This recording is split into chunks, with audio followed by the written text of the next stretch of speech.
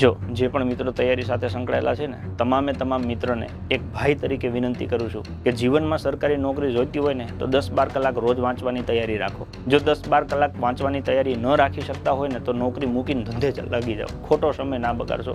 મેં મારી જિંદગીમાં એવા હજારો છોકરા જોયા છે કે જે જીવનના 5-5, 10-10 વર્ષ આમને ગુમાવી દે છે. તમે પાસ થાવ નાપાસ થાવ એ બીજા નંબરની વસ્તુ છે. જો તમારે સરકારી નોકરી જોઈએ છે ને આ ફિલ્ડ છે તો એક જ લક્ષ્ય કે 10-12 કલાકનું રોજનું રીડિંગ અને એનો રોજનો હિસાબ તમારા ઘરવાળાને આપો કે આજે સવારથી લઈ અને સાંજ સુધી મેં ઇતિહાસ તૈયાર કર્યો તો ઇતિહાસમાં આટલી વસ્તુ પૂરી થઈ ગઈ, આમાં જે પૂછવું એ પૂછી લો.